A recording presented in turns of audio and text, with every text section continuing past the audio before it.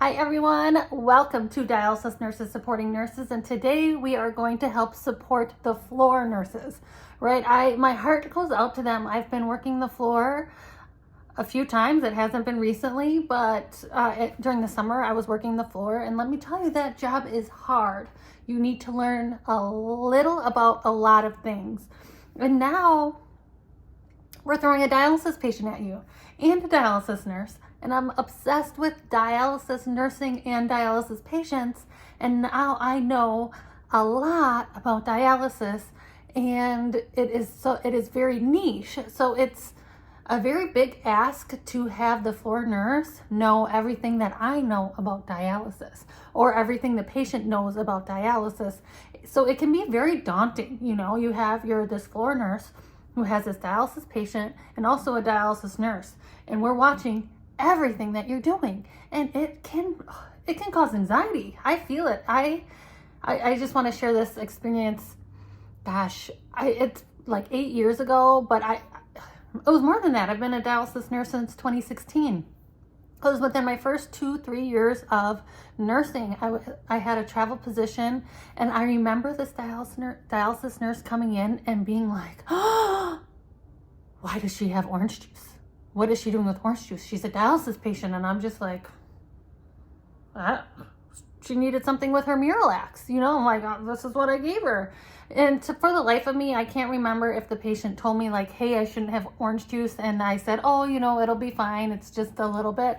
I can't remember all the details, but I do remember the dialysis nurse being just like in shock that I would give her orange juice. But honestly, I did not know. So you guys aren't going to know either. As far as floor nurses, you can't know everything all the time, but you guys are really lucky. And I say this because the dialysis patients know so much. They are so maybe autonomous, but they are very involved with their care. They live every day with this chronic condition, and they live 3 times a week, 4 hours at a time at the dialysis clinic, don't staff and dietitians and social workers and doctors are like telling them, take your binders with first bites of food. Don't drink orange juice. No potatoes, no tomatoes, no bananas.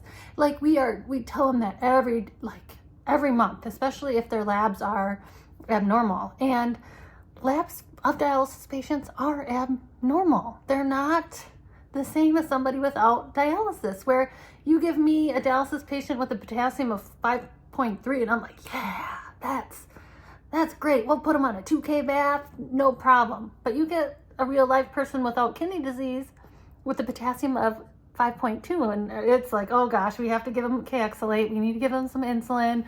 It's a whole nother story. So you think and then you think you know what you know until you get a dialysis patient, and then your whole world is just shattered. That's what it was like for me when I came into dialysis, and I enjoyed my world being shattered, obviously, because I stayed there. I got stuck in dialysis. So the theme of this video is, took me a while to get there, but the theme of this video is how am I supposed to teach as a dialysis nurse working at a hospital? How am I supposed to teach all of the floor nurses what to do with a dialysis patient? Like how, they're coming and going, there's night shift, there's day shift. How do I do that? The secret is the dialysis patient, right? Because I can go around and be Nurse Ratchet and be like, you need to get a standing scale. They need their binders with food. They're on a food restriction. I could just bark those things out loud all day for all the floor nurses to hear. But then I just get this reputation of a crabby nurse, and it's like, oh God, Lindsey's coming. Oh, I hope I did everything right. And I don't want that reputation. And I can get like that. I'm not perfect. Usually I get like that before lunch. So I need to eat lunch, drink my coffee, and everything's great. And then I'm a little less irritable. Hungry Lindsey is an irritable Lindsey. So I will also keep that in mind when I'm around other nurses that haven't had lunch yet too. But I'm getting off topic. I'm getting off track. teach the patient, teach the nurse.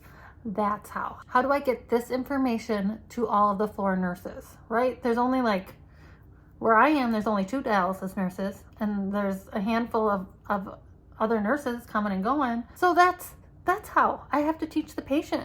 And let me tell you, the patient teaches me too. Teach the patient, teach the nurse. So I need to really talk to the patient about their catheter. Hey, you know, can you shower with this catheter? No. Check with your physician. Every physician's different, but it's a catheter and it's a direct line into, it goes like into their heart, like their aorta. So, you know, we change this dressing, we change it, we use sterile gloves, everybody wears a mask. It's all about infection prevention. And then now you bring them into the shower and you just like let the dressing get wet. It's just like, no, like it needs to be clean. But that's a whole nother, man, I'm having a lot of fun with this video. But and also encouraging staff to ask us questions. Can this patient shower with the central line? What are the rules on that? At most hospitals, there is a dialysis nurse on call. We can answer text messages pretty easily. Teach the patient, teach the nurse. Examples of if they're a walkie-talkie patient or they can get into a wheelchair, talking to our patients like, hey, did you get a weight today? And a lot of times they're like, oh no, I don't remember. And we're like, well, did you go to the scale? Did you get on the scale today? And they'll be like, no. And that's where it's an opportunity for us as dialysis nurses to teach the patient, hey, it's really important that we get a standing scale, an accurate scale on you. This bed scale is not accurate. It's showed a lot of weight difference between each day. So it's really important that we get an accurate weight on you so we know how much fluid to remove from you, because we don't want to take too much or too little. You know, we need an accurate weight so we know where you're at with your fluid gains. Because if it's if it's high or low, we can take too much off and then they pass out and they crash, or we take out too little and then the fluid overloaded on the weekend and maybe they get sent out emergently, or we get called in on the weekend and then the patient gets an extra dialysis.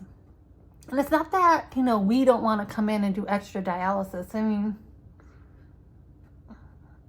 we probably don't, but you know, that's our job. We'll come in. The patient also is not like super excited to be on the machine again, you know, a 4th time that week.